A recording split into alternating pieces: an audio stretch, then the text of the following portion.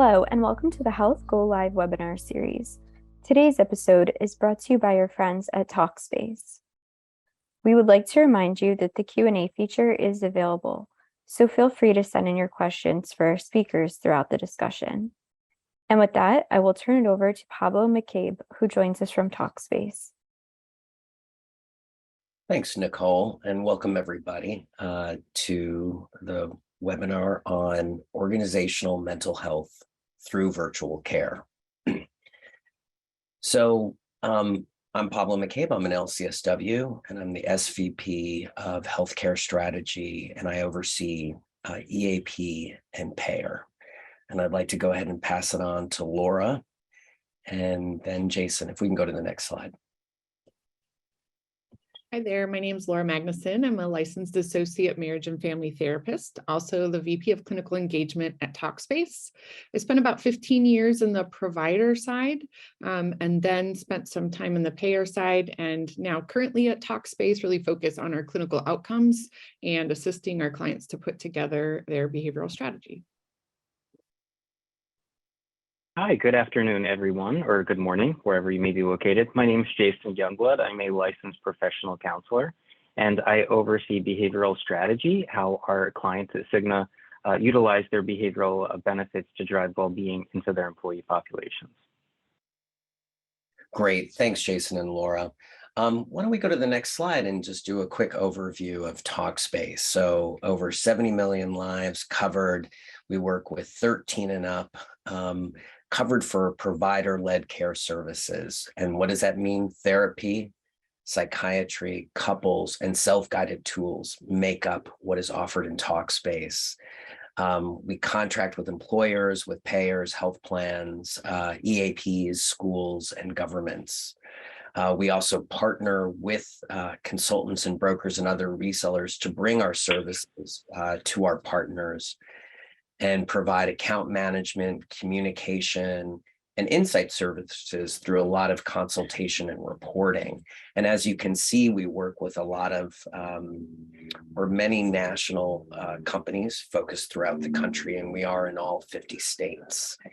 And I think what's most important too here in this day and age is just to remind people that as a digital healthcare company, all care is delivered through an easy to use, fully encrypted mobile and web platform. So what do we want to do today? Let's go to the next slide and cover that and talk about it.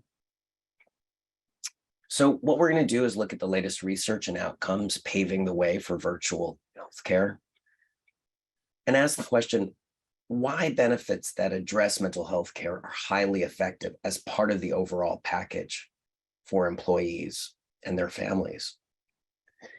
And then how does Talkspace work with payers to partner these solutions to employers? And then move on to hopefully some good discussions around the topics and questions that really come out of today's webinar. So let's go ahead and look at, so let's talk about the research. So let's move to the next slide. So Talkspace has been busy for the past 10 years, and what we've done is published over 20 published studies, anywhere from the British Medicinal Journal to the BMC Psychiatry, and we're the recipient of 3 NIH grants and to fund 10 million in clinical research. An example of one of our large studies through BMC Psychiatry shows outcomes after 12 weeks of continuous engagement. And what we see here is that the users' members, we saw 70% improved symptoms. We saw 50% recover from anxiety and depression, and that 30%, 36% an increase in work productivity. So what we're seeing is that improvement in many different ways and measurements. And at Talkspace, we not only display our data, but we publish it in peer-reviewed journals. And we're very proud of that. And we do that with our 25 research partners. And as you can see, everywhere from Harvard to Yale to Duke to University of Washington and so on. So who is Talkspace? Like I said, we've been around for 10 years. So let's move to the next slide and let's give you a timeline of who we are and what we've done. So while many solutions just came about recently, and that's great, we have many issues to resolve, Talkspace has been around for over 10 years now, really tackling the issue of accessibility and stigma. And it was founded to be a virtual platform. That idea was to make access easier. And within a few years, we really introduced message-based therapy so that we allowed somebody a different way in which to access, to overcome a barrier who couldn't make an appointment on a certain day for a certain amount of time, but allowed somebody to message and work with a therapist over a few days to a week to a month. And so we expanded services nationally as we grew. And as we continue to grow, what became important to us, what I just talked about, was the proved efficacy of clinical research. So we wanted to say asynchronous or message-based therapy has a place and it is effective. In fact, the studies show it's just as effective as live video, but also to understand live video psychiatry, not only the experience of the user, but also the experience of the clinician. And that is extremely important to Talkspace and our mission in providing that access. It's not only for the member, but to improve access and experience for the clinician. And so as we grew, we began to work with employers, EAPs, payers. We established not only therapy, but a psychiatric eval and med management platform, making it collaborative care in all 50 states. And we became public last year. And since then, we've continued to refine getting somebody the access they need, because what we see is access is key and still is for all users.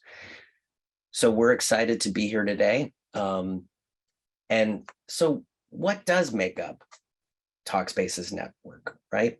So these services, we aren't much unless we have a strong, diverse network. So let's go to the next slide and look at who is Talkspace and how are we built.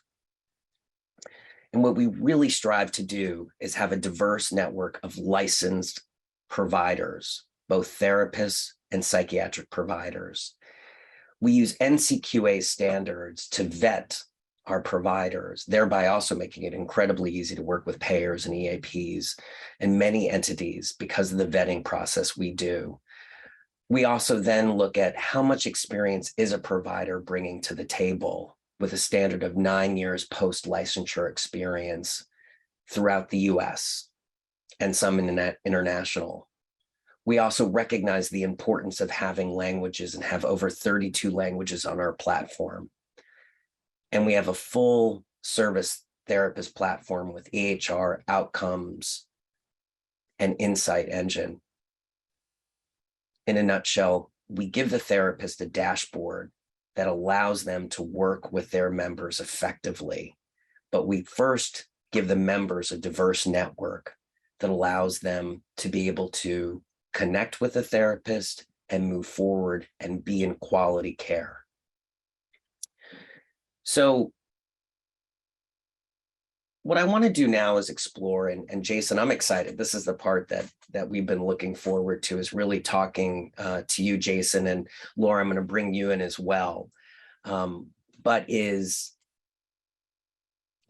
so far as Talkspace and your experience of it at Cigna, and what we've been able to do in our partnership over the past couple of years, can you tell me a little bit more about that partnership and what it's meant for you and your teams and the other departments at Cigna? What does it mean that we began this partnership a couple of years ago? What's been your experience? Yeah, well, it's excellent to be here with you today, Pablo and Laura. Always great to spend time with the two of you, even if it's virtually in front of an audience. So, and before I start, happy 10th birthday to Talkspace. I know a lot of people may think 10 years, it goes by in the blink of an eye, but I think in the world of virtual mental health care, 10 years is really almost ancient. It is, you had to be there at the very start considering the iPhone wasn't even released until like 2007 or 8. So happy birthday to my friends at Talkspace. Yes, absolutely. My job as a behavioral health clinician, I lead a team nationally here at Cigna, and we work directly with employer groups, from the nation's biggest employer groups down to the smallest, from publicly held and private.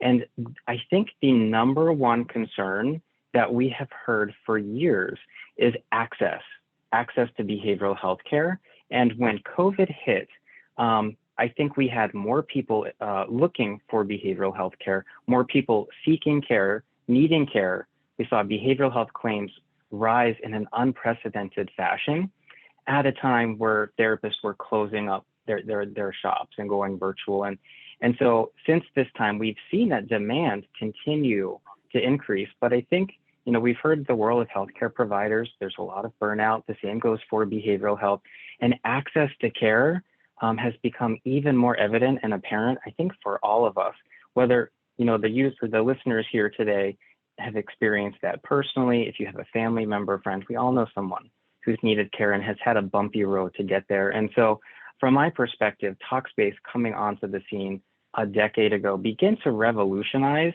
and introduce a new way that people got connected to care. I think a stat that I learned this morning in talking to Laura, 50% of the users on your platform who are getting treatment on your platform never have had care before. And I think that is amazing. You've introduced a new way for people to get connected to behavioral health care, given that today, of all of the folks with a behavioral health condition, only 40% of them ever get care. So getting access to care, making it easy for people, making it available for people, and doing it in ways, whether it's via texting or a video chat session, making it accessible to people who don't feel comfortable reaching out in other ways has been an essential part of our strategy. No, thanks, Jason. And I agree, in my years and experience in behavioral health, which has been quite some time now, is to see that what happened in the pandemic really exposed how people struggle to get care, and that, we established that partnership to make access easier, as well as we're also all challenged on what does it mean to introduce choice in this messaging therapy. And it's a new concept. And what does it mean to, we want to be able to show the clinical efficacy so that as your teams are out there as well, working with your clients, you're able to say, this is effective and it's another option. And sometimes it allows newcomers, and really with the brand name of Talkspace and some of the work we've done around stigma and really tackling stigma around mental health, it really allowed for folks who never really had therapy before, maybe in a way to access, like maybe messaging was really that way. And what we see in some of the anecdotal and some of the research that we see is that people say that, it was easier to access therapy and messaging because I was nervous about speaking in front of a therapist. Whereas others had no problem scheduling an appointment and they wanted to see. So really allowing choice and flexibility was key at that time as well. So, well, let's, so then what we do is, right, we've got the service set up, Jason, like you said, we tackle the access issues. But I think what I've seen in my history, and I know both of you are experienced with this, is, in traditional therapy, we couldn't be in the room with the therapist. We couldn't, in an in-person clinic, we were trying to figure out, how do you measure quality? And what's exciting about this platform is it allows us to push out outcomes. And, and Jason, that too, it's a struggle, right? It's a struggle to measure quality. It's a struggle to know the numbers. I don't know if you want to speak any more about that, but yeah. Yeah, no, it is. And, I think the time that we've been in this field, I came into behavioral health in the early 2000s. So I still consider myself to be young, but I started working in this field at a time before smartphones and Google. And so people found us through my community mental health center, through the Yellow Pages. And I know there might be some younger folks on the line who wonder what Yellow Pages might be. If you Google Yellow Pages, you can figure out what that is. So there has been quite that transition. And I think monitoring quality of care has been a challenge back then, whenever we were all brick and mortar sitting in an office face to face. And I will say, like, as technology has emerged and as these new things have come into the marketplace that have opened up access, I was skeptical, a healthy skepticism. And I think one of the things I have appreciated about your work is that you have focused on measuring quality of care, people's ability to get access to that care. How do people improve clinically? I think when you're new at something and when you're, disrupting kind of an industry and starting something new, you have that pressure to demonstrate your efficacy. And I think, the work that you've done over the past decade has really done well in that space, particularly. Yeah, and I would agree with you. It was harder to measure before, and now we're able to do that. And that, in my previous lives of working in various places, a lot of that data was gathered by hand or by surveys on paper, right? Whereas now we're able to really utilize the platform and share with you, as well as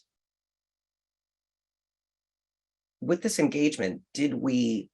In the past, did we forget to say, hey, do you like your therapist? Do you connect with your therapist? And what does that connection mean? And so we're able to measure that as well. So why don't we go to the next slide? Because I think let's look at some of the data and an example of a report that comes out quarterly from Talkspace. And, this report goes to Cigna as well as our other partners.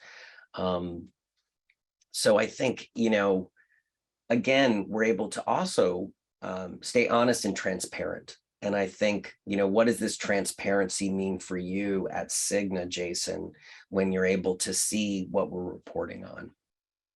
Yeah, absolutely. Well, we did a study at Evernorth, which is the health services branch of Cigna during COVID. And we found that when people get connected, when they get access to care, and when they complete 3 therapy visits, just 3, with a friendly therapist like you, Laura, or myself, they tend to have better health outcomes overall and overall medical cost savings.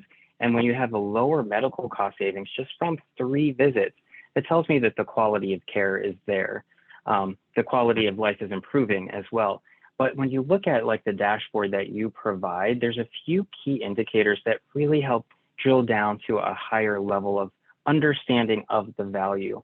I think network availability, the ability to get somebody matched and connected within 48 hours of their engagement, is really important, especially in the world of supporting employer groups. Again, access and availability is becoming table stakes in the industry, but employers want to see evidence that their people are getting the care that they need when they need it. And being able to show them a score like that network availability score really is key. Clinical improvement, you are spot on. Back whenever I was, I'm making myself sound very old, but back when I was practicing earlier in the days, I did fill out like bubble charts, and a lot of that was subjective. Sometimes people would drop out, and how would we actually measure clinical improvement? So actually using clinical tools and making that a standardized part of your measurements, like the PHQ-9 and the GAT-7, really have become important, including workplace improvement that speaks so much to employer groups. Looking at different measures that give us some insights into, are the users able to better work out in the work environment? Is that improving? Really keys and really important as far as connecting the value, not only that personal clinical value, but the overall value of the relationship. Yeah. And Jason and Laura, I want to bring you in here. Can you give us some examples of the assessments we use that are helpful for folks like Jason to see in these clinical improvements? Because we do break it down further. So what are some examples of the assessments, the battery of assessments that we give? Sure. So Jason mentioned the PHQ-9 and the GAD-7. Those are our most commonly used screening tools. And we offer that up at the beginning of therapy and then every 21 days so that we can really see the journey. The user and the provider have access, of course, to those scores so they can view those at any time. And then kind of depending on the diagnosis, we might add in other screening tools as well. So we have a variety of different tools, but important to note that they're all clinically validated and they are, used outside of the Talkspace world as well. And so I think that that's really important to call out as well. When we look at workplace improvement, we use the WAS5, which is a 5-questionnaire survey, often used in several different EAPs as well.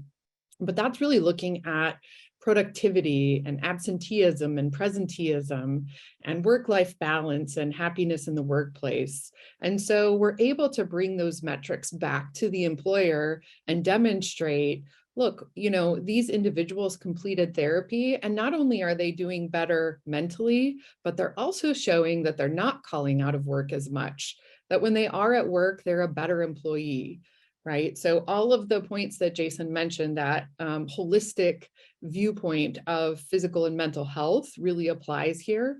And so when individuals are receiving that mental health care, they're also becoming a better employee. Yeah, and what are some of the other assessments we use depending on Laura, what are some of the other ones that we use and depending on so it really depends on the diagnosis, right? So if there is some kind of substance use or maybe a trauma diagnosis, we're going to use those specific screening tools. Whatever the diagnosis is, we're going to match up the screening tool. So we have several. I can't list them all out on the spot, Pablo, but it really depends on the diagnosis. Then we'll match up that appropriate screening tool. Yeah, but screening tools for substance abuse, PTSD. So it really can continue to go on so far as various. And we utilize about 15, although we have more than 15, but they're about 15. Top 5 are the most common, and then we narrow it down. So that's great. And I think the other thing too, that Jason and Laura, that you'd both agree is part of what we do on our platform, at least, is that we try to make sure that the language is understandable for the user, the member.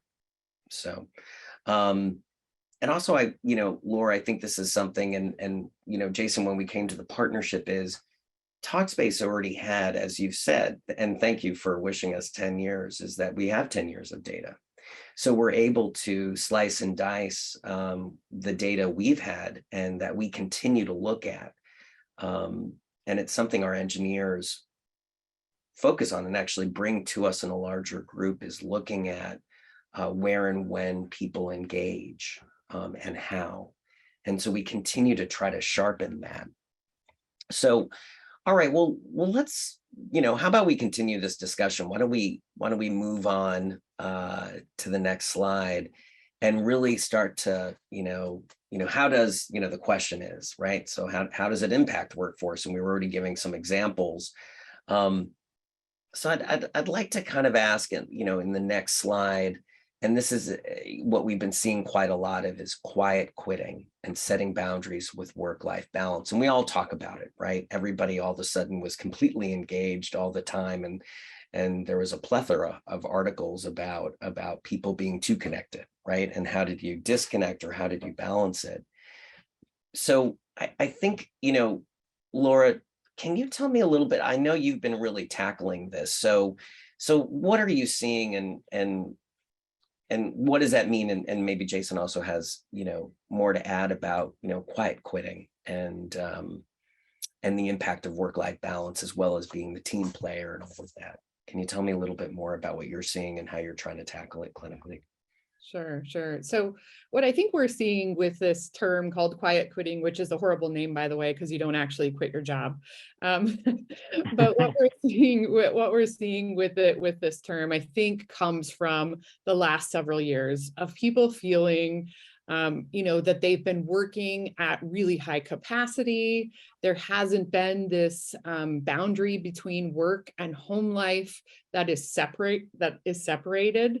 And so people feel like they are burning the midnight oil, The news cycle is, of course, ongoing, negative, whether it's politics or war or different legislative pieces.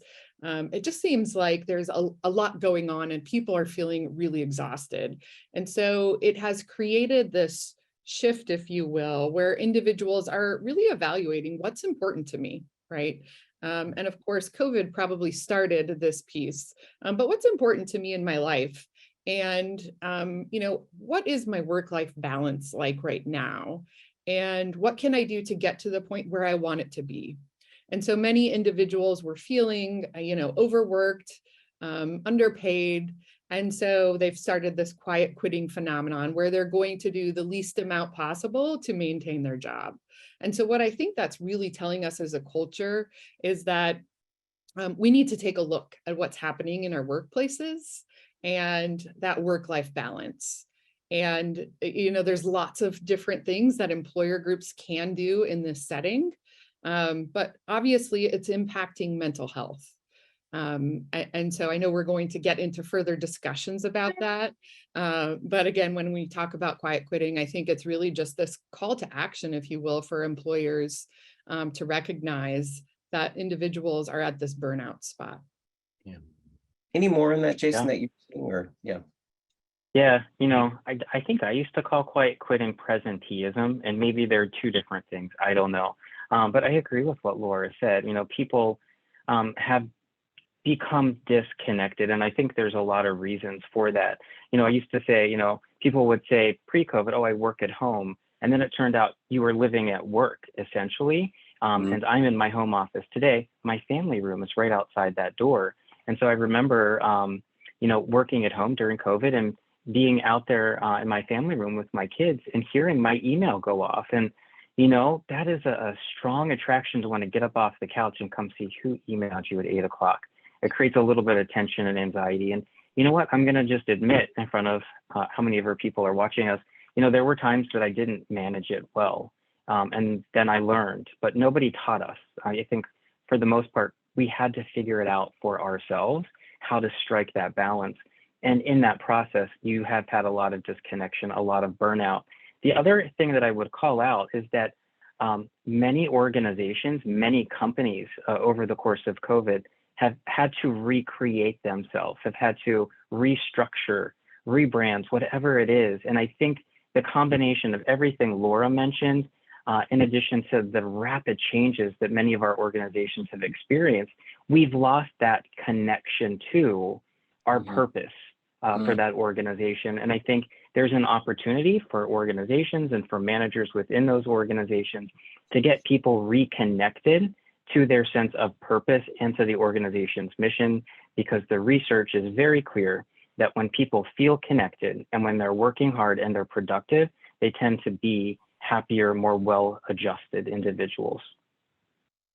Yeah, no, I once saw a study too that said that when people also feel taken care of, right? And part of this is letting people know at the workplace that,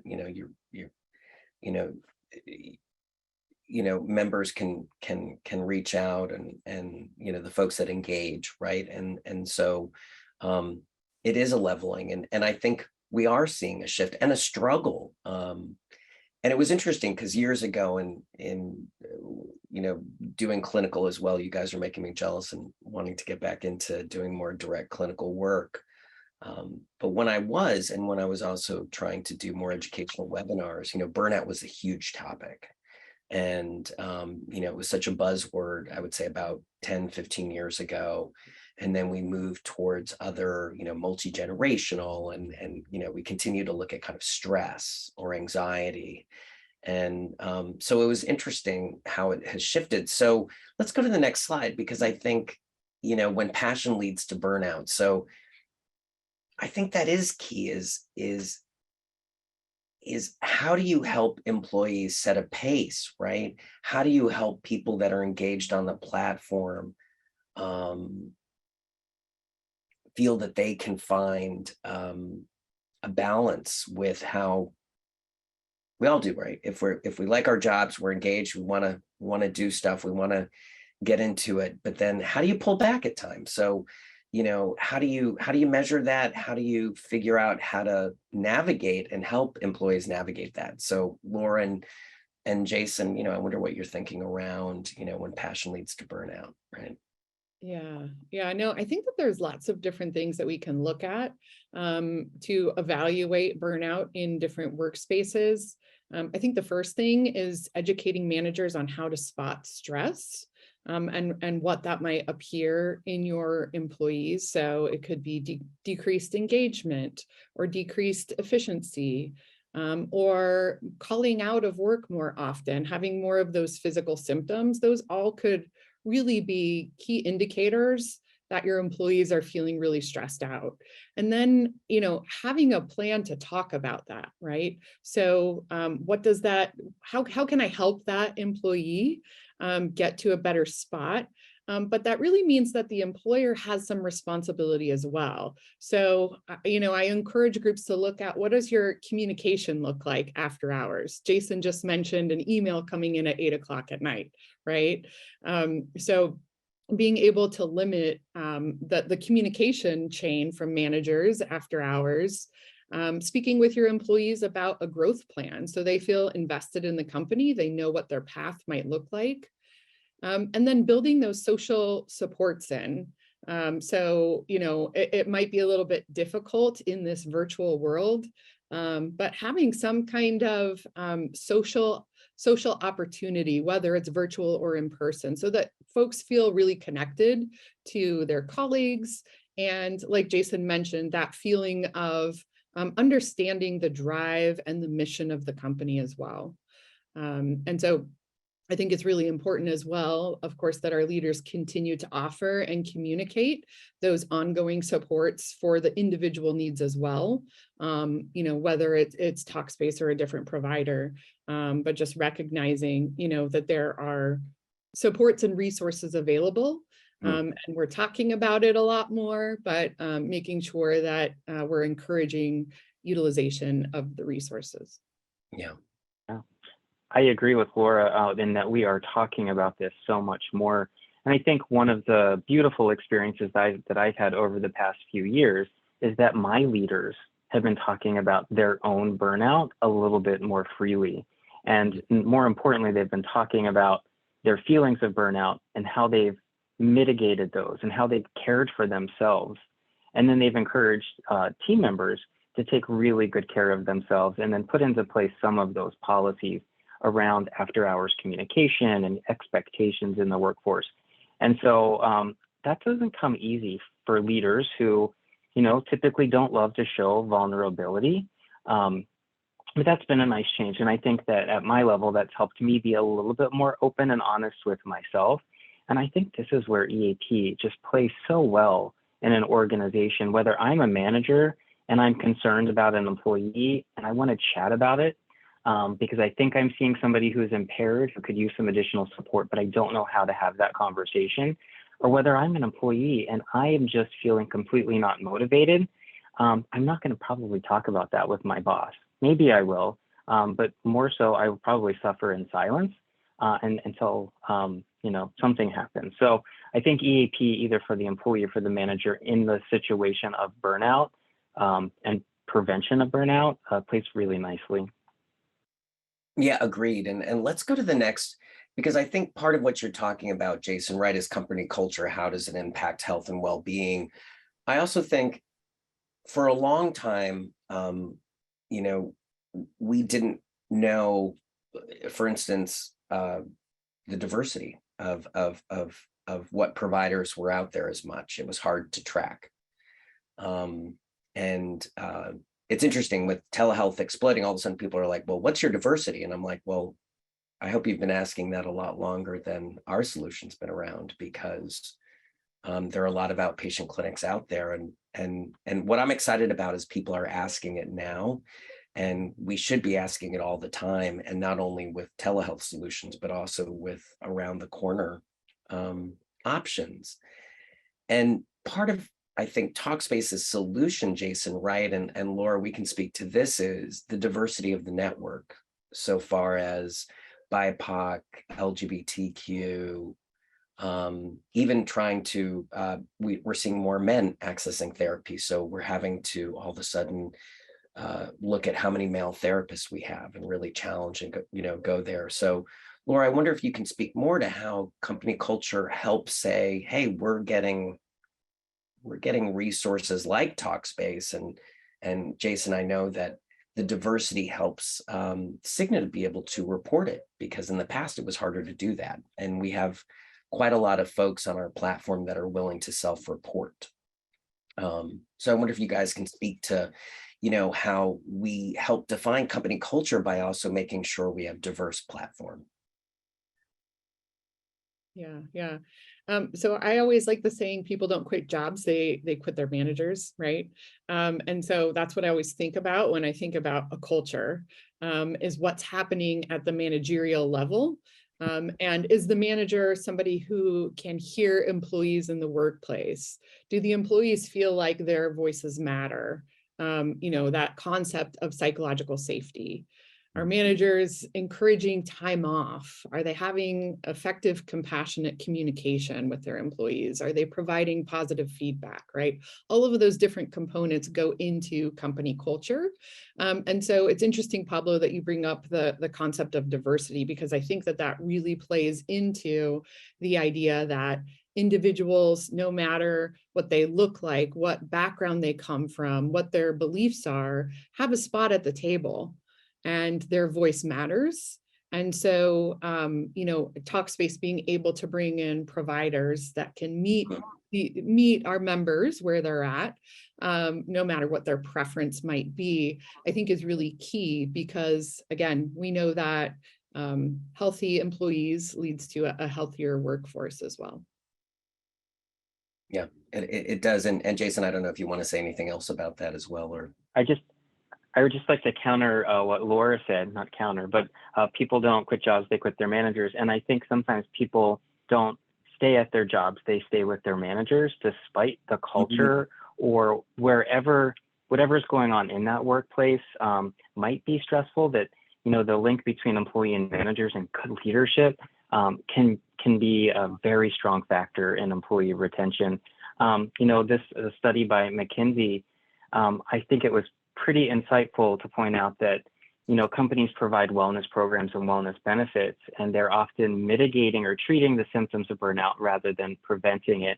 But I work with lots of employers, and I can tell you the intentions of these employer groups across every segment is very pure, and is to take really good care of people. So I'm thankful for insight, about this, and to allow our wellness plans to become a little bit more specific to what employees need, but to really help provide tools and resources that prevent. And I'm so happy to see the world of behavioral health kind of moving in the preventative care space. I think it's about time. And, I absolutely agree with everything Laura said. When you see a provider, you have to be comfortable with that provider. Maybe you want them to look like you. Maybe you want them to speak a certain language, whatever it may be. You have to have that comfort level and that psychological safety for the relationship to work.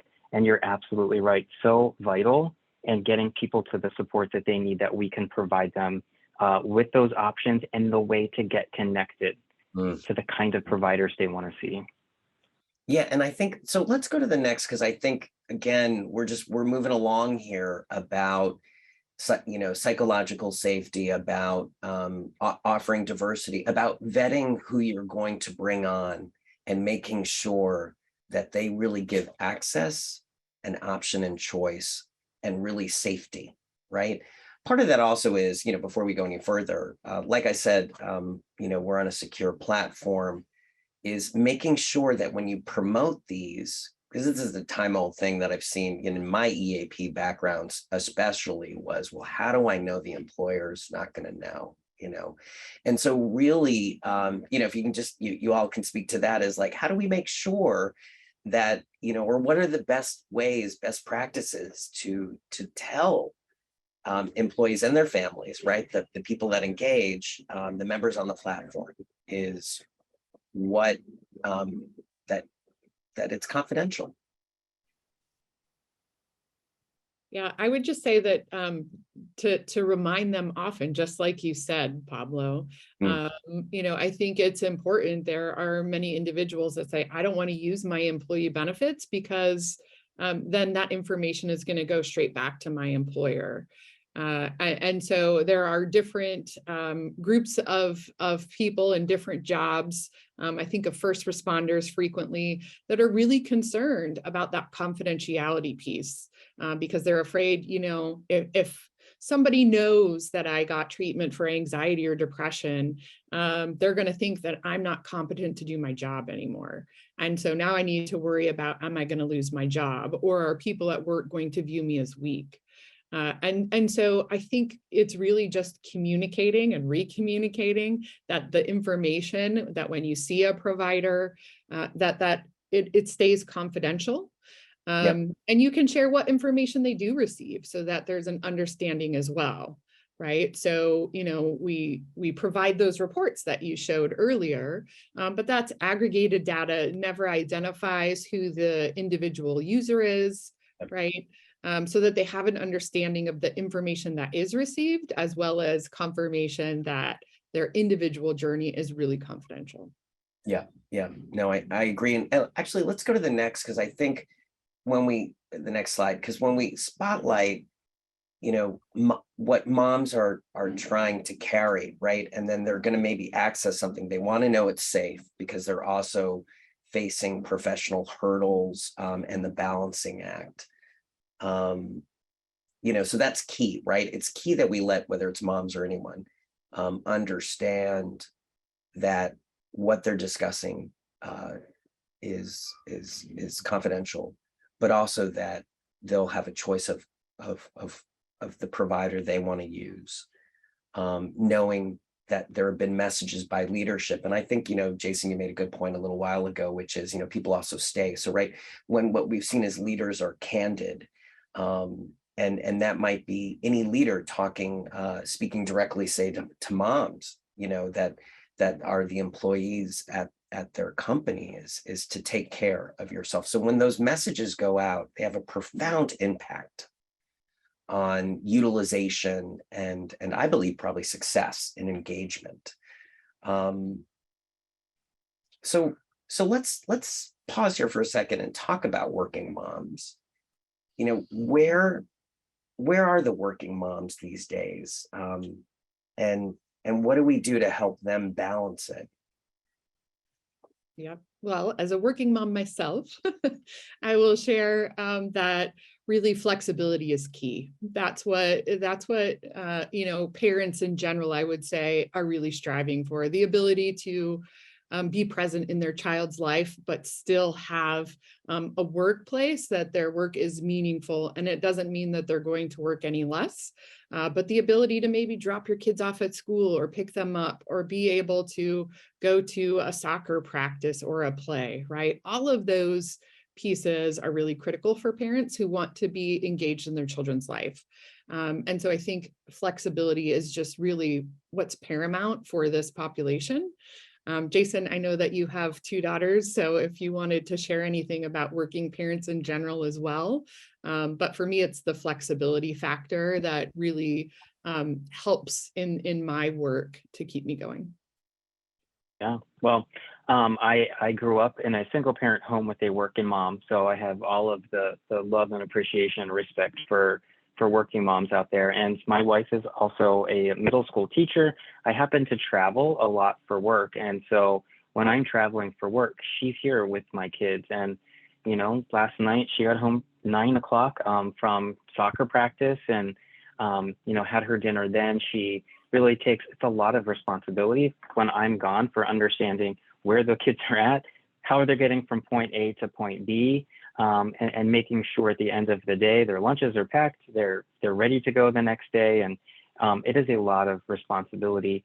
I think in general, what I will say I've noticed is that people who are caretakers or take care of other people really get good at prioritizing the needs of others, and sometimes they can be challenged with putting their own needs first. And I think that is really important, whether it is a working mom, whether it's somebody in the sandwich generation, taking care of an adult dependent, and as well as their own children.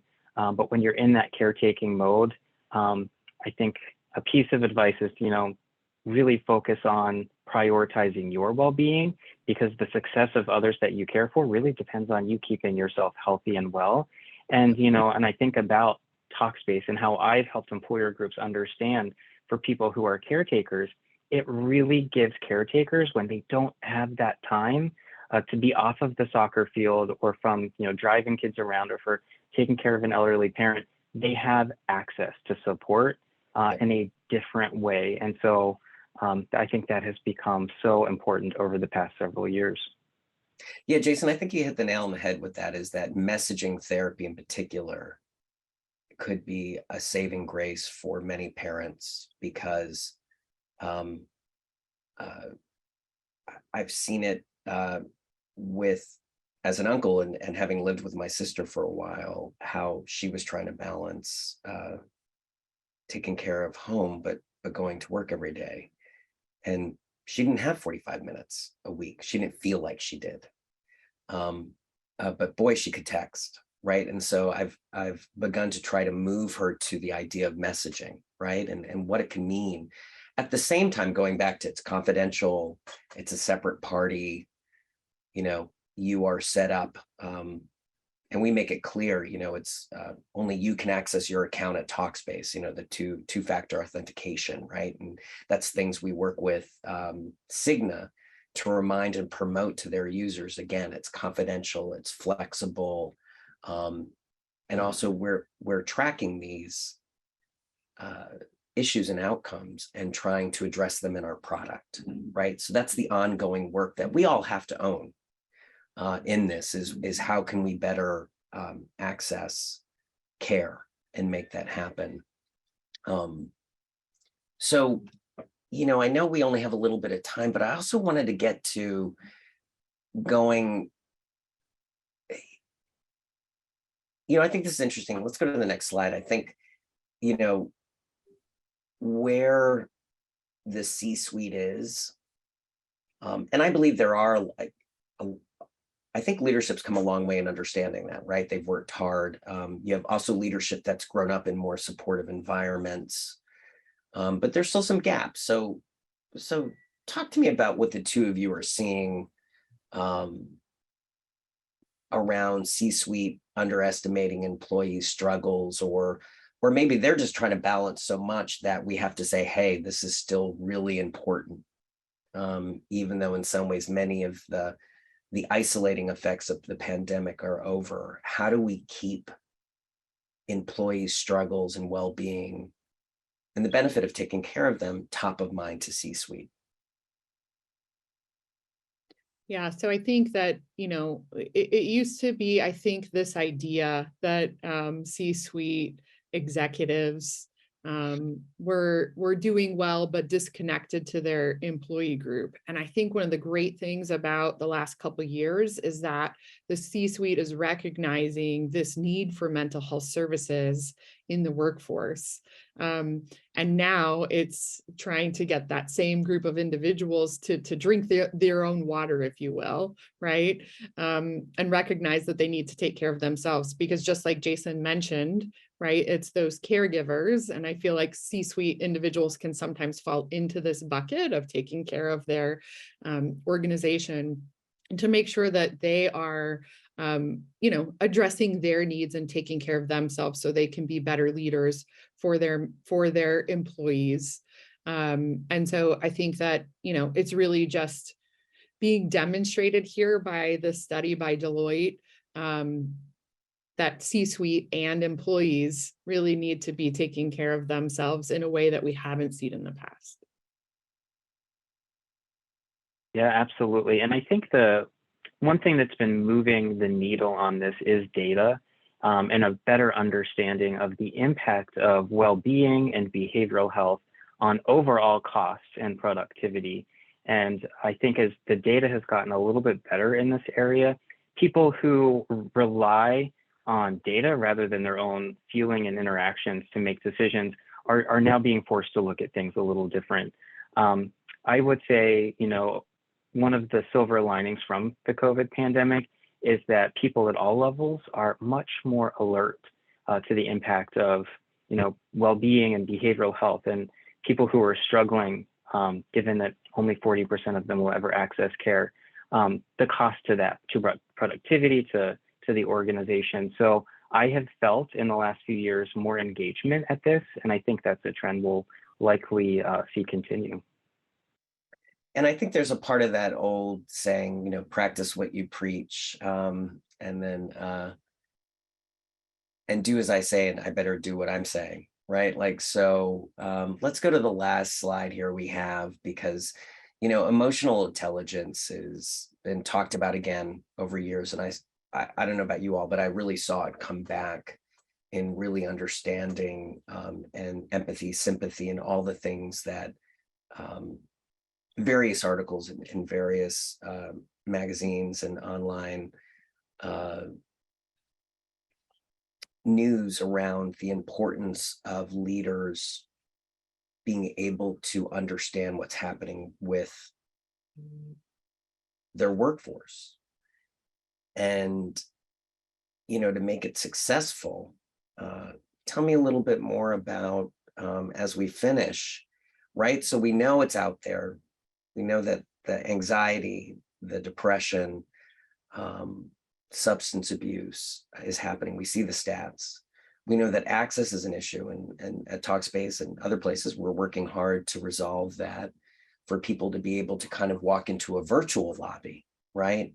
As opposed to a real lobby sometimes, because they might feel more comfortable to be able to message, right? So, we're partnering with Jason, with you all to say, okay, what are you all seeing? What are we seeing? What do these numbers mean? But at the end of the day, it's going to be the leaders that are going to be part of vetting these programs and making the decision, but really giving the message. So what will help a leader be successful in making people aware they can get access confidentially, and they have a choice about how they utilize and meet a therapist and or psychiatric prescriber? What makes a leader out there successful? Yeah, so Pablo, lots of great points raised here. I think also just to kind of add to what we're seeing right now is that during the pandemic, we had, individuals were having a hard time attracting employees, right? And so oftentimes what we were seeing is that managers were being brought up through the ranks, if you will, and had not had any kind of training on how to be a manager. And so, really just looking at trying to drive outcomes and the bottom line. And so I think something that can be hugely beneficial for this population is any kind of emotional intelligence training, right? So if you also look at leadership, you're seeing, empathy being one of the top skills that's really needed by leaders today to have a successful workforce. And so, there's a variety of different trainings that are available. Our Talkspace Self-Guided app, for example, has several different components that help to make you aware of just your emotions to start with. So starting with yourself, so you can recognize in others. And then when you're able to recognize in others, being able to have a conversation that, maybe they need some additional support as well. And so being able to direct them to, those emotional supports that are available to them, like Talkspace, I think is really key, again, just to having an overall healthy workplace. I'm so thankful for this study on the importance of emotional intelligence, because there are some days where I don't feel that I have much other intelligence to offer, but I can always connect with people, and sometimes that saves the day. But I definitely agree with everything Laura says. I think that, they need the tools, they need the knowledge, and they need the skills. And so some of us get it more naturally, and some of us need additional support. And per Laura's comments, it's really nice to have this kind of access to a tool and resource to support that growth and development from a leadership perspective, essential. Yeah, no, completely agree. And all the things that we try to focus on, really helping people to be able to connect, because then you can hear them, you can give them feedback, you can hear their feedback, you can have a conversation. there's so many different ways you can understand where somebody's going, and it can be very work related, it can be very family oriented, whatever it might be, but that ability to both kind of hear and process, right? So definitely key. And just want to invite folks as we're kind of wrapping up here, if there's any last burning questions. Otherwise, I got a number of questions and kind of weaved those into some of my questions to all of you, by the way, so that we could, in a way, there a lot of these questions that we received were very much connected to what we were talking about and really what we highlight. So I want to thank people for asking the questions, and also what I love is more looking for solutions, like, and some of that's like, how do you let people know? How do you remind people about confidentiality? How do you get people to use that? And a lot of it's through leadership, and a lot of it's through leadership that's able to make a connection. And easy said, not easy done. And so, there's work involved in that. And of course, we need to support our leaders and steer them in the right direction for those. And like, you were saying, Jason, too, and Laura, emotional intelligence doesn't happen overnight, but it's really taken care of. So any last comments before we get going, or Laura or Jason? I just want to personally thank you. It's been a pleasure being with such experts in the field, and really thank you for the work that you two are doing out there to really help people. It makes an impact. It does make a difference, and we have to recognize that. So thank you. Yeah, thank you for having me. Yeah, thank you both. Yep, we'll have to do it again sometime. So as you see, if you have any further questions, please let Heather know. She's on my team, and we will work to get you any answers or any inquiries solved. And until next time, everybody, take care of yourself, and see you soon. Bye now. Thank you to Pablo and all of our speakers. Please visit our website at hlth.com to catch up on all Health GoLIVE webinars. And join us in Las Vegas, November 13th through 16th for Health 2022.